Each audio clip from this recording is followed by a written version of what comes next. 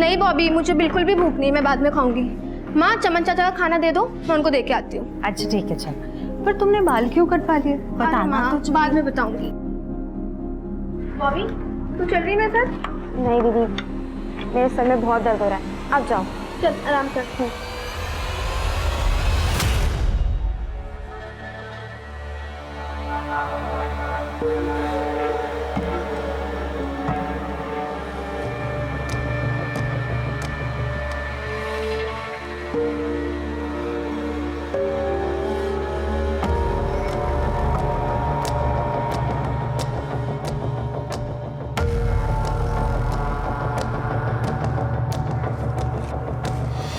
कैसे हो चमन चाचा? ये लीजिए आपका खाना। टिया रानी, कितने महीनों से खाना लाती हो, एक भी दिन ऐसा नहीं गया जिस दिन खाना ना लाई हो। भगवान खुश रखे तुम्हें। अच्छा चमन चाचा मैं चलती हूँ, आप ख्याल रखो, ठीक है?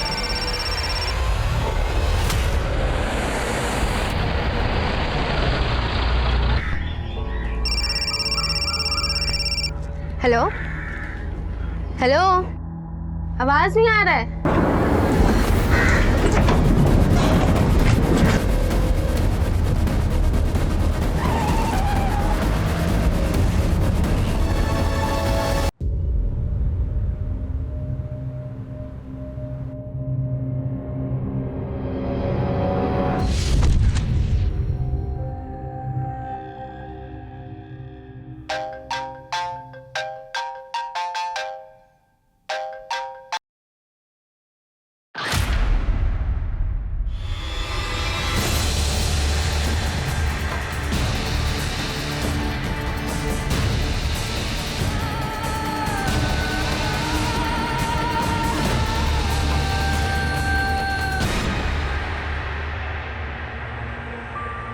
मुझे पता है सर, आप मेरे गुनहगारों को कभी नहीं पकड़ पाएंगे, कभी नहीं। वो खुली हवा में सांस लेंगे और मैं तिल तिल कुटती रहूंगी और आप चुपचाप सर झुकाए मुझे देखते रहेंगे।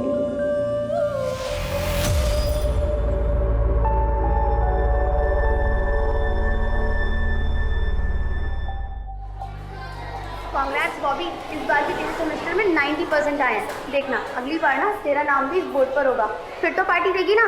पार्टी? पहले ये बोर्ड देख मानसी, पिछले 10 साल में सबसे हाईएस्ट मार्क किसके हैं? श्याम भवी चौरसिया 99.34%, 2018-19। वाह यार, तुम दोनों बहनों तो स्कॉलर हो और तेरी बड़ी बहन ना तुझसे भी आगे है। यही तो प्रॉब्लम है, पूरी लाइफ दीदी के अचीवमेंट्स में ना मेरे एफर्ट्स तो कहीं दिखाई नहीं देते। चल आओ। क्या बोल रही है तू? कुछ नहीं, वो तो मैं ऐसे ही। तुम्हें पता है क्यों नहीं, दीदी पीछे खड़ी है। वो तो माँ पापा का टेंशन था ना, इसलिए। पर तू क्यों इतनी टेंशन लेती है? These are just numbers. 5 साल बाद किसी को याद भी नहीं होगा कि तेरे कितने मार्क्स हैं। समझी? चले। ओ हीरोइन, क्या स्टडी करने आती है या बाल बढ़ाने आती है? विकास, तेरी गुंडागर्दी मुझ पे नहीं चलेगी, समझा? चल निकल।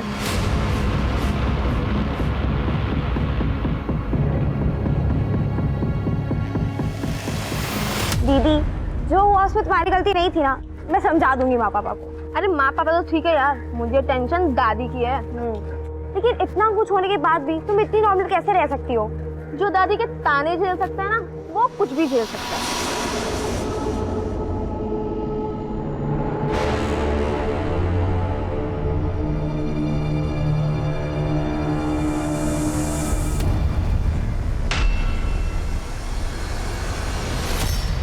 शांभवी, इधर आ, इधर आ तू।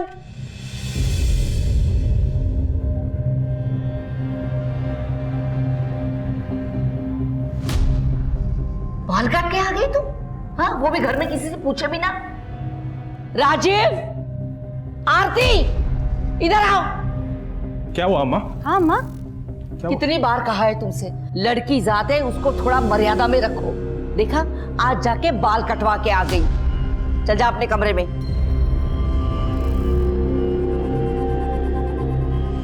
कह देती हूँ, ये लड़की एक दिन हम सबको खून के आंसू रुलाएगी, याद रखना। माँ, पापा, अब दादी कुछ कहते क्यों नहीं हो? वो इतने ताने क्यों देती है? बेटा, दादी की बात को दिल पे नहीं लेती। कैसे ना लगाऊं पापा, अभी से स्कूल से आए हैं, उनको जो कहना होता कह देती, लेकिन अच्छे से खाना तो खा लेने देती। नहीं बॉबी, मुझे बिल्कुल भी भूख नहीं, मैं बाद में खाऊंगी। माँ, चमन चाचा का खाना दे दो, मैं उनको दे के आती हूँ। अच्छा ठीक है, चल। पर तुमने बाल क्यों कटवा लिए? बताना तो। बाद में बताऊंगी। बॉबी, तू चल रही मेरे साथ? नहीं दीदी, मेरे सर में बहुत दर्द हो रहा है, आप जाओ। चल आराम कर।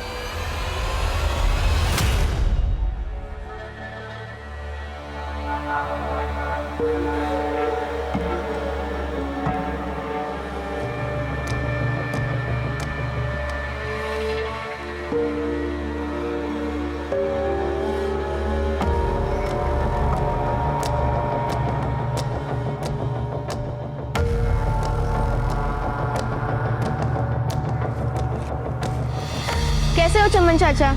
ये लीजिए आपका खाना। टिया रानी, कितने मेहनत से खाना लाती हो, एक भी दिन ऐसा नहीं गया जिस दिन खाना ना लाई हो। भगवान खुश रखे तुम्हें। अच्छा चमन चाचा, मैं चलती हूँ, आप ख्याल रखो, ठीक है?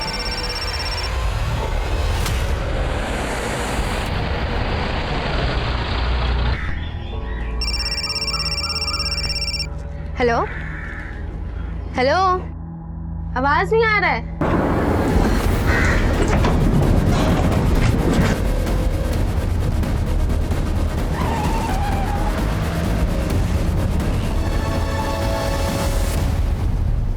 बॉबी, जा दीदी को बुला के ला।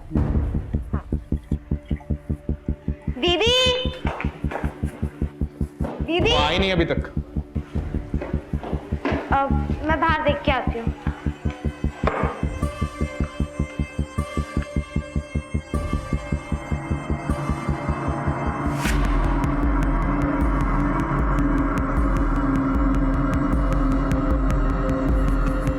बाहर तो नहीं है। कहाँ गई होगी? मैं फोन करके पूछती हूँ। आप जिस नंबर को डायल कर रहे हैं वो इस समय स्विच ऑफ है। फोन तो बंद आ रहा है। यहीं कहीं होगी, मैं जाके देखता हूँ। मैं भी आती हूँ। हाँ चल बेटा।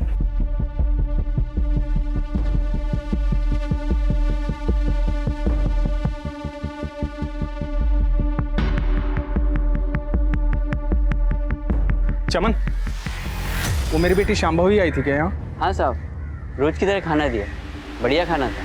किस तरफ गई हो? घर की तरफ।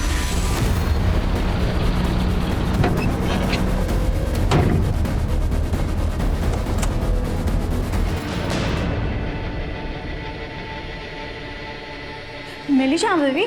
बहुत जगह ढूंढा, कहीं नहीं मिली। हमें पुलिस में रिपोर्ट करवानी होगी। पागल हो गया है तू राजीव? इतनी छोटी सी बात के लिए पुलिस में जाएगा? कोई जरूरत नहीं है, यही कहीं गई होगी, अपने दोस्त के पास आ जाएगी। लेकिन माँ, कितनी बार कहा है तुमसे, लड़की जात है, काबू में रखो, पर मेरी बात सुनता कौन है? गई होगी कहीं पे मुंह फुलाकर।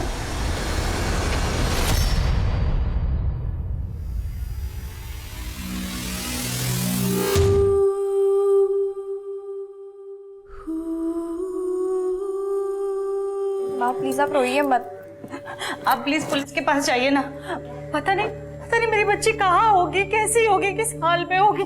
बड़े मजे में होगी तेरी बेटी। दिन दहाड़े दरवाजे से कोई नहीं उठा के लेके गया उसे। और हाँ, पहले ही बता देती हूँ, पुलिस में जाने की कोई जरूरत नहीं है, खामखा बदनामी होगी।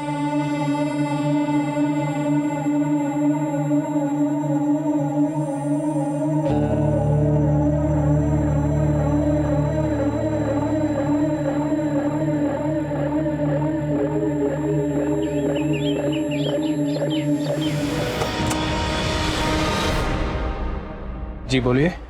क्या ये राजीव चौरसिया का घर है? हम मैं ही राजीव चौरसिया हूँ।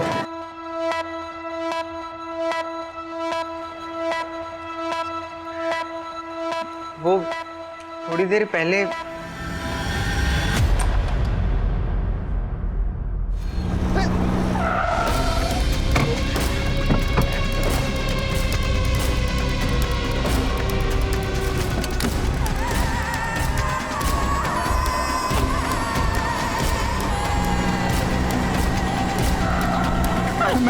मैं बताता हूँ। कपड़े पहना दो इसे, बेटा कपड़े लेके हमें इसे हॉस्पिटल लेकर जाना पड़ेगा। नहीं नहीं, जल्दबाजी मत करो।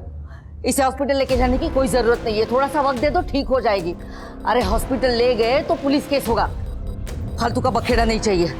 लेकिन माँ, जब देखो तुम सब लोग अपनी मनमानी करते रहते हो। अरे इस लड़की की ये जो हालत है ना, वो तुम्हारी मनमानी का नतीजा है। अगर इस हालत में ये लड़की घर से बाहर गई तो तुम मेरा मरा हुआ मुंह देखोगे। माँ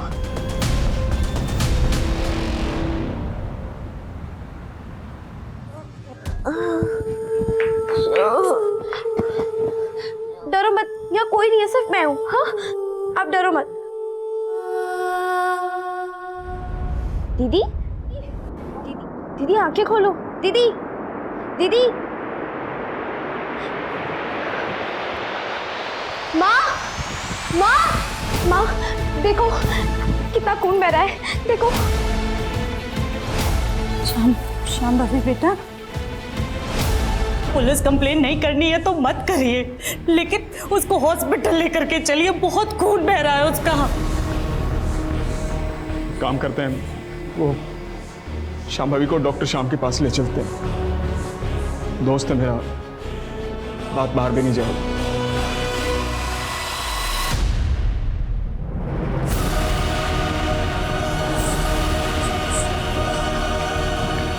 श्याम, राजीव शामवी का गैंग रेप हुआ है।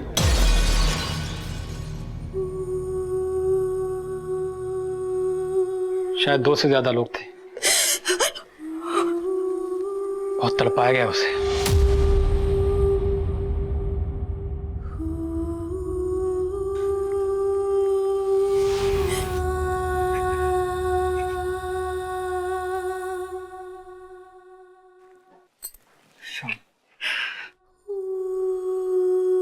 ये बात किसी को मत बताना, अपने घर में भी नहीं। ये तो कैसी बातें कर रहा है यार? ये वक्त समाज के बारे में सोचने का नहीं है। अपनी बेटी के बारे में सोच। 11 कांच के टुकड़े, 2 पेपर कप्स, 5 पत्थर के टुकड़े।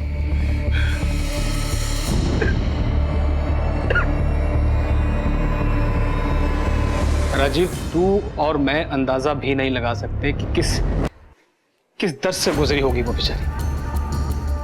मैंने अपने इतने सालों के करियर में ऐसी दरिंदगी, ऐसी हैवानियत नहीं देखी।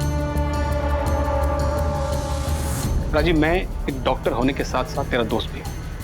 मेरी बात मान, पुलिस स्टेशन जा, रिपोर्ट लिखा और अपने बाप होने का फर्ज निभा। आप टेंशन मत लीजिए, एफआईआर तो हो जाएगा।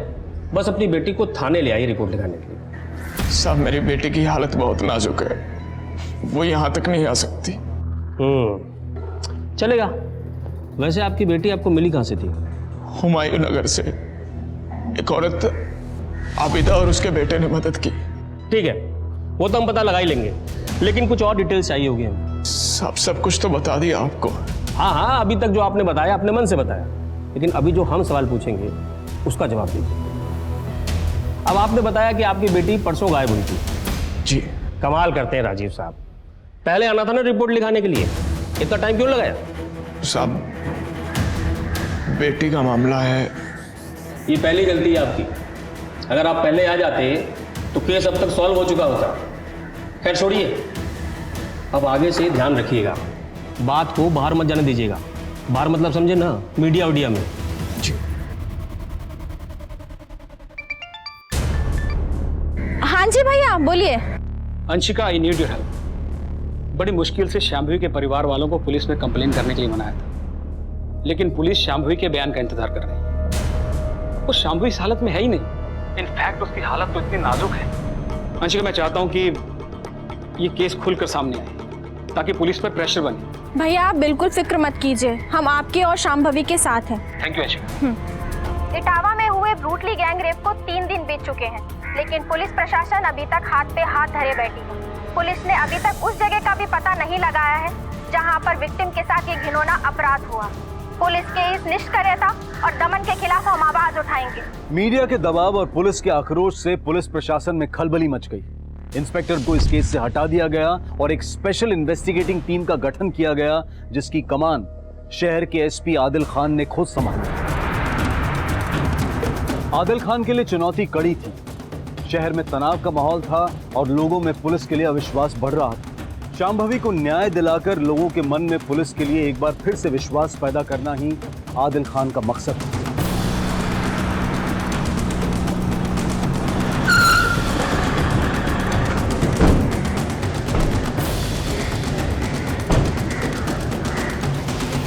अब क्या बचा है यहाँ? और ज्यादती करना बाकी रह गया था क्या? राजीव जी, मैं यहाँ पर आपके जख्म को खरीदने नहीं आया। यकीनन हमारे डिपार्टमेंट से कोई चूक हुई है, उसी को सुधारने आया। आपकी बेटी शांभवी को इंसाफ दिलाने आया। खुद एक बेटी का बाप हूं, इसलिए आपकी तकलीफ को समझ सकता हूं।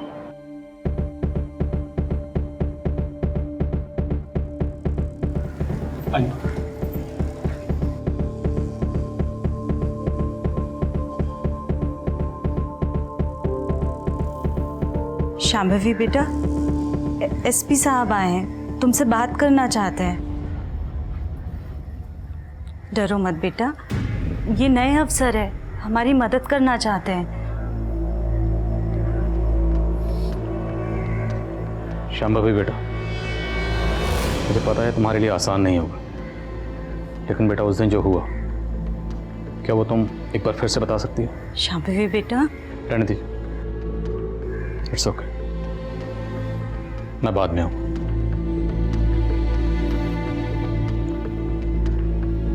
राजीव जी, जिस दिन ये हादसा हुआ, उस दिन क्या हुआ था? I mean, एग्जैक्टली क्या हुआ था? सर, पिछले कई सालों से शांभवी दीदी हमारे कॉलोनी में आगे बैठने वाले भिखारी चमन चाचा को खाना देती थी। हर रोज की तरह उस दिन भी वो खाना देने गई थी। हम सब दीदी का इंतजार कर रहे थे, लेकिन वो लौटी ही नहीं।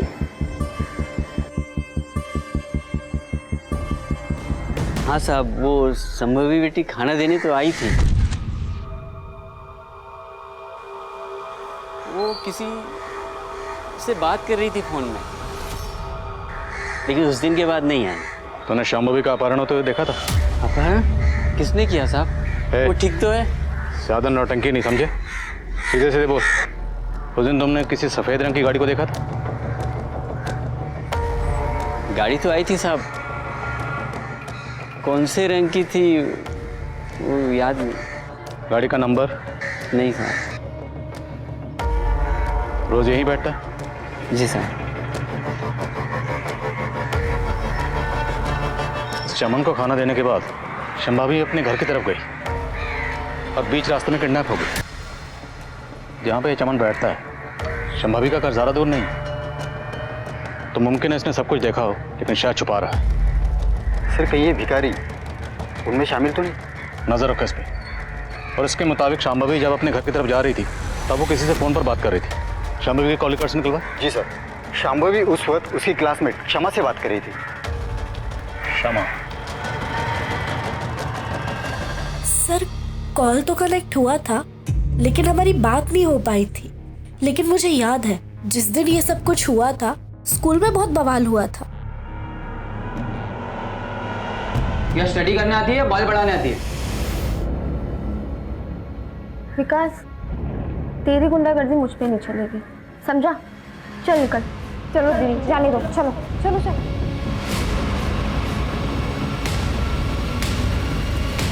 शांभवी ने उसकी कंप्लेंट प्रिंसिपल से कर दी थी और प्रिंसिपल ने 1 वीक के लिए उसे सस्पेंड भी कर दिया था। और फिर विकास ने... तूने मुझे स्कूल से सस्पेंड करवाया ना, नेक्स्ट टाइम तेरे बाल नहीं काटूंगा, तेरी नाक काट लूंगा, ताकि तू किसी को चेहरा दिखाने के लायक नहीं रहेगी। इस बार तो छोड़ दिया तुझे, अगली बार मुझे हाथ भी लगाया ना तो हाथ तोड़ दूंगी तेरा। मेरा तोड़ेगी? हमने भी दिन अच्छा नहीं किया, इस चोट का बदला लेना हुआ तुझे। तेरा नक्शा नहीं बिगाड़ा ना तो मेरा नाम विकास खरे नहीं। शांभवी बेटा, बेफिक्र रहो, मैं तुमसे ऐसा कोई सवाल नहीं करूंगा जो तुम्हें तकलीफ दे। बेटा, तुमने विकास खरे के बारे में पीएस शबीर अहमद को बताया? सर, विकास ने धमकी दी थी, लेकिन तब लगा नहीं था कि वो ऐसा भी कुछ कर सकता है। लेकिन कुछ दिन पहले जब उसका मैसेज आया, मैसेज?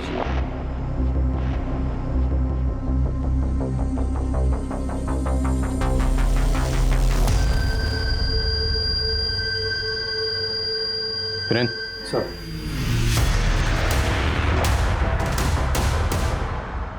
शांभवी बेटा, क्या अब तो मुझे बताओगी कि उस दिन तुम्हारे साथ क्या हुआ?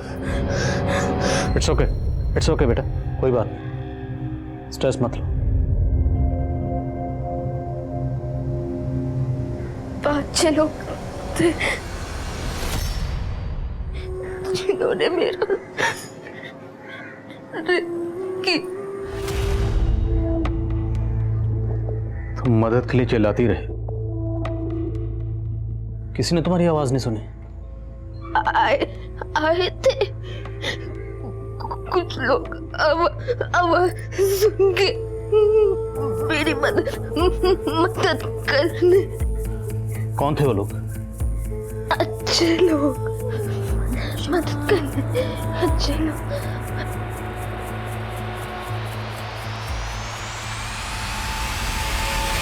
सर, शांभवी ने कहा कि बहुत सारे लोगों ने उसकी मदद की, लेकिन आबिदा के घर पे वो अकेले गई थी। अगर बहुत सारे लोगों ने उसकी मदद की थी तो अभी तक सामने क्यों नहीं आए? शायद किसी के दबाव में हो। कोई बात नहीं, एक बार क्राइम सीन का पता चल जाए तो सब के सब मिल जाएंगे। तुम व्हाइट मैन क्राइम सीन का पता करो और सुनो, वो विकास करे, बुलाओ उसे पुलिस स्टेशन। सर, बोल, शांभवी से तेरी क्या प्रॉब्लम थी? सर टेंशन थी और मेरे और शांभवी के बीच, लेकिन मेरा उस इंसिडेंट से कोई लेना देना नहीं है सर। तो कहाँ था उस दिन? सर मैं तो अपने घर पर ही था सर। तो मतलब तूने कुछ नहीं किया? तब तो तुझे डीएनए सैंपल देने में कोई प्रॉब्लम नहीं होगी। और वो मैसेज, शांभवी को मैसेज क्यों भेजा था? वो मैसेज सर सिर्फ मैं मौके का फायदा उठा रहा था सर। मुझे लगा उस वक्त मैं उसे धमका भी सकता हूँ और नीचा भी दिखा सकता हूँ सर। तेरी इस हरकत के लिए ना तेरे नक्शा बिगाड़ सकता हूं मैं, समझे तुम?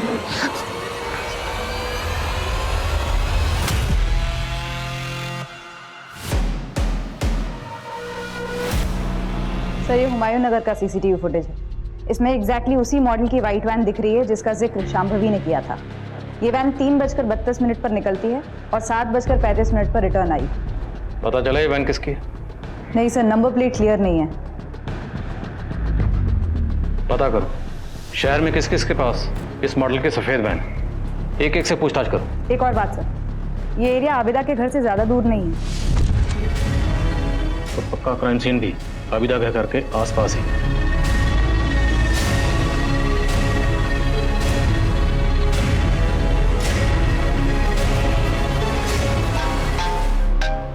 इसने किया था। Good.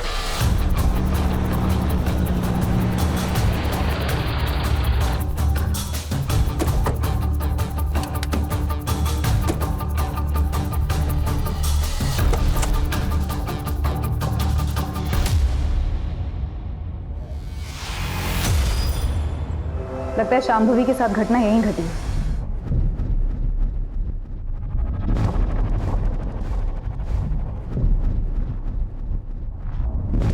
MM caterers.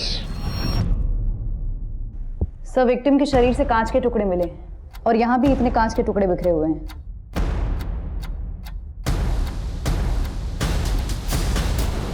Sir bottle के बड़े कांच के टुकड़े यहाँ पर हैं।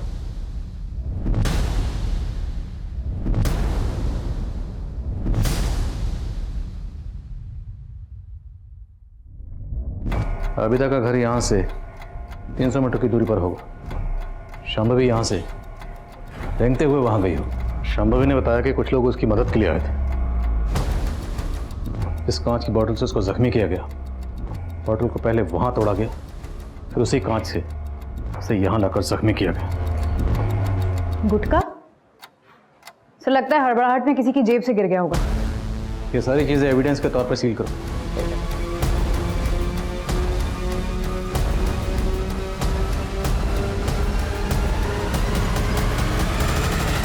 सर क्राइम सीन के आसपास के लोगों से बात हुई लेकिन कुछ खास हाथ नहीं लगा। उस दिन वहाँ पर एक शादी थी जहाँ दिन भर डीजे बज रहा था और लोग उसी के फंक्शन में व्यस्त थे। जितने भी लोगों से बात हुई उन्होंने कहा कि डीजे की ऊंची आवाज़ के आगे किसी लड़की के चीखने चिल्लाने की आवाज़ सुनाई नहीं दी। मैम कैटरिंग वालों से बात हुई जिनका विजिटिंग कार्ड मिला था? हाँ सर, उस शादी में केटरिंग उसी की थी। इनफैक्ट वो उस दिन वहाँ मौजूद भी था। वो कह रहा था कि उसने तकरीबन 50 लोगों को अपना विजिटिंग कार्ड दिया होगा। Auto auto auto auto auto uncle airport चलोगे? पहले घर पे चलना, मुझे सामान उठाना है, फिर एयरपोर्ट चलते हैं। चलो। मुलजिम शांभवी को उठाकर रैंडमली हुमायूं नगर नहीं लेकर गए। वो जानते थे कि शादी वाला एरिया है, इसलिए वो जानबूझकर उसे वहां लेकर गए ताकि शादी के शोरगुल में लड़की की चीखने की चिल्लाने की आवाज़ कोई नहीं सुने। अपने खबरियों को वहां एक्टिव हो, उन्हें कहो कि कुछ भी पता चले तो तुरंत इन्फॉर्म करें। सर अपनी खबरियों से एक इम्पोर्टेंट बात पता चली। तूने तो कहा था कि तूने कुछ नहीं देखा, फिर ये फोन? सच बोल रहे हैं साहब, मैंने कुछ नहीं देखा था। मुझे तो ये भी नहीं पता ये बिटिया रानी का फोन है। मुझे पड़ा मिला, उठा लिया साहब। माँ की कसम सच बोल रहा है साहब। एक सच और बोल, तेरे पास इतने पैसे कहां से आए?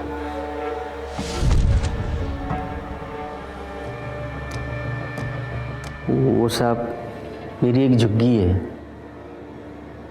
वो किराए पे चढ़ाया है। ये सब पैसा किराए का है साहब। तो ये भीख मांगना तेरी हॉबी है क्या? बस समझ लीजिए साहब, भीख मांगकर खाने की आदत पड़ गई। पुलिस को बेवकूफ समझा तूने? सीधे सीधे बोल, शांभवी के अपहरण से तेरा क्या लेना देना है? मेरा कोई लेना देना नहीं है साहब। पिछले कई सालों से वो हर दिन खाना खिलाती है मुझे। आप चाहो तो साहब ये सारे पैसे आप ले लीजिए, मैं खुशी खुशी दे दूंगा साहब।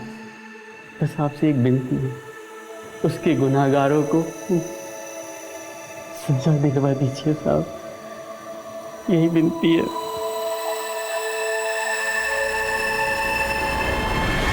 ये सब मेरी गलती है। मैंने तुझे हमेशा डांटा, कभी तुझसे प्यार नहीं किया। तुझे जैसे बाल काटने हैं काट ले, मैं तुझे नहीं टोकूंगी। बस तू ठीक हो जा। अब पछताने से क्या फायदा अम्मा, आप यहाँ से चली जाइए, चली जाइए आप।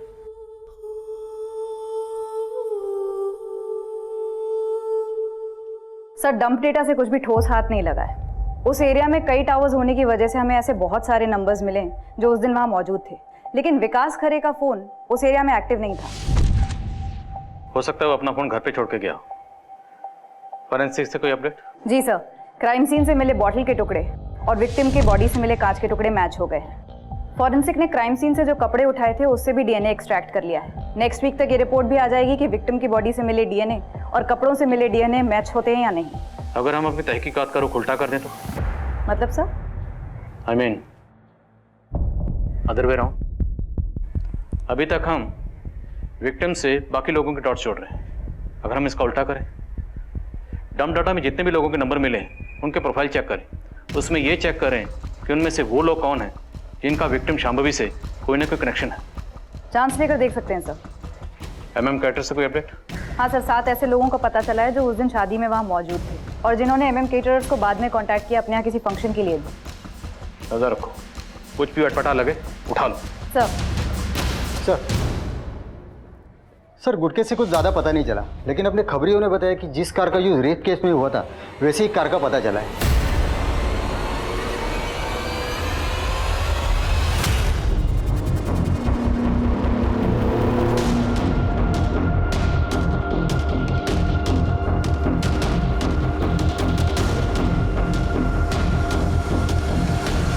सर शांभवी की हालत फिर से बिगड़ने लगी है, लगता है वो अपनी उम्मीद खोती जा रही है। लेकिन डॉक्टर आप तो कह रहे थे कि उसकी हालत में सुधार आ रहा है। हाँ कहा था कि उसकी सभी रिपोर्ट्स इंप्रूवमेंट दिखा रहे हैं, लेकिन उसकी हालत में बिल्कुल भी सुधार नहीं हो रहा, यहाँ तक कि वो अपने पैरों तक को हिला नहीं पा रही। मानो वो चाहती नहीं कि वो ठीक हो साइकोलॉजिकली। सर, दवाइयां अपना काम कर रही हैं, लेकिन इंसान ठीक होता है अपनी विल पावर से। रेप और ह्यूमिलेशन ने उसके ब्रेन के एक हिस्से को बुरी तरह डैमेज कर दिया और वो तब तक नहीं भरेगा जब तक वो खुद नहीं चाहे।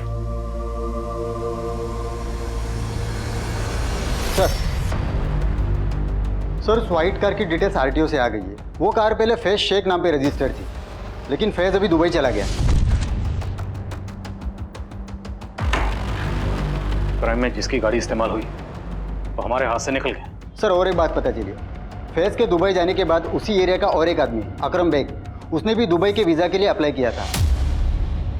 सर खबरियों ने बताया कि 1 महीने पहले तक उसका दुबई जाने का कोई प्लान नहीं था और ना उसके पास पैसे थे।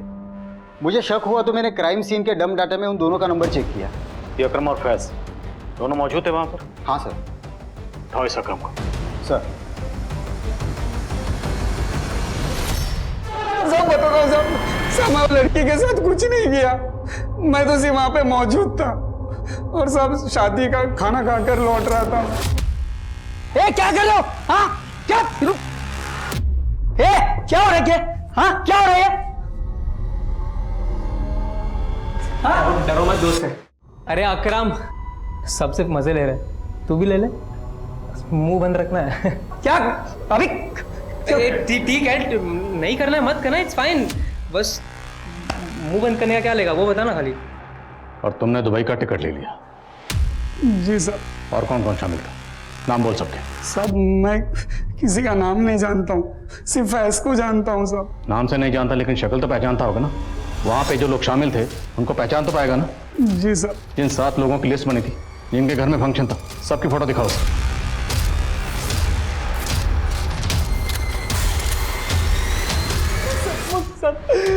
सर मुझसे बहुत बड़ी गलती हो गई सर। सर मैं सच बोल रहा हूँ सर। सर मैं उस लड़की को जानता भी नहीं था सर। मैं अपने फोन से बात करते हुए वहां से जा रहा था, तभी मैंने एक लड़की की चीख छोड़ दो प्लीज। अंदर गया तो देखा कि कुछ लोग उसका रेप कर रहे थे।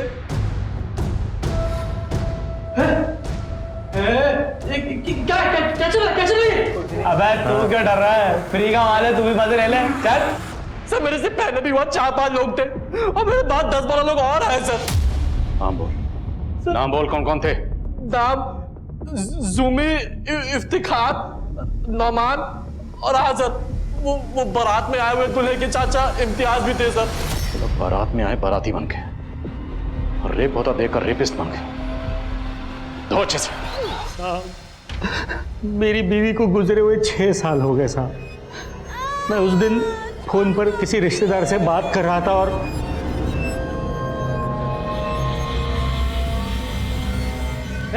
हेलो नो, क्या हो रहा है? हाँ चाचा हल्ला क्यों मचा रहे हो आप? ये लड़की अपनी मर्जी से आई है चाचा, आई है कि नहीं? आपको जो करना कर लो ना। देखो चाचा, देखो चाचा, आप ना खाली अपना मुंह बंद रखिए। लड़के को किडनैप किसने किया था? साहब हमको नहीं पता साहब। हम लोग तो वहाँ लड़की की चीख सुनकर ही पहुंचे थे साहब।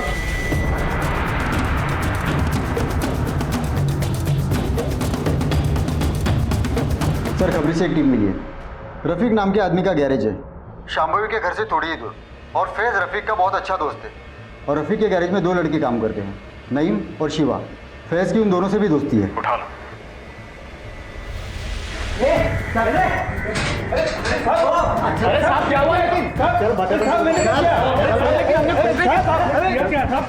तुम लोगों की सारी पोल खुल चुकी है। अगर सच नहीं बोलोगे ना तो हड्डियों के जोड़ भी खोल देंगे।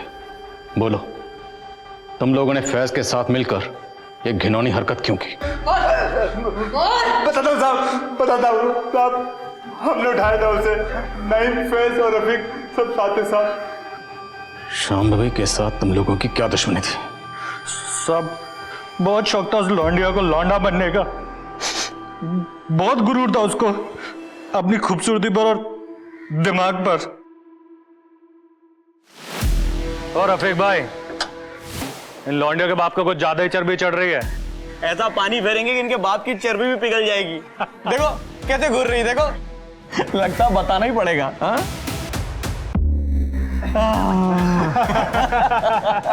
हो गई ठंडी। मेरी बात सुनो, घर चलते हैं, जाने दो, छोड़ो। ना मर्दानगी दिखाने का इतना ही शौक है ना तुझे, तो ऐसी जगह जाके दिखा कि तेरी अम्मी और बहन भी देख सके, समझा? लेकिन उसने लौंडिया पने की सारी हदें पार करती थी। हमारे दोस्त रफीक को हमारी दुकान पे थप्पड़ मार के साथ सबके सामने सर बेइज्जती कर दी हमारी। देसी लड़की दिन दहाड़े थप्पड़ मार गई, नामर्द बोल गई, घर का काम काज छोड़ के बाहर घूमती है मर्दों की तरह, और हमें ज्ञान पेल रही है। सबक तो सिखाना पड़ेगा रफीक भाई। सबक तो मैं सिखाऊंगा उस लौंडिया को, पर कैसा सिखाऊं ये समझ में नहीं आ रहा है बस। मेरे पास एक रास्ता है, अपने फैज के पास गाड़ी है ना, और अपने को गाड़ी मिल जाए ना तो अपना काम हो जाएगा। 5-6 महीने तक हमने कुछ नहीं किया साहब, ताकि मामला शांत हो जाए। वो रोज उस भिखारी को खाना देने जाती थी। हम लोगों ने सारा इंतजाम कर लिया था, बस सही वक्त का इंतजार कर रहे थे। और उस दिन तो बॉबी भी उसके साथ नहीं आई थी साहब। हमें वो मौका एकदम सही लगा काम को अंजाम देने का। हमने फौरन फैज को बुला लिया।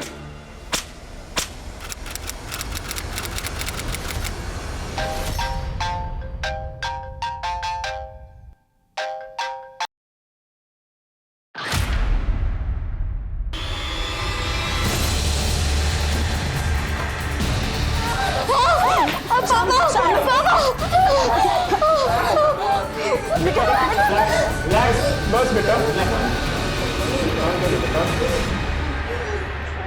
शांभवी, शांभवी बेटा, शांभवी, शांभवी, डॉक्टर, डॉक्टर देखिए ना, ये कुछ बोल नहीं रही है, देखिए, देखिए ना इसको क्या हो गया। शांभवी, शांभवी, शांभवी,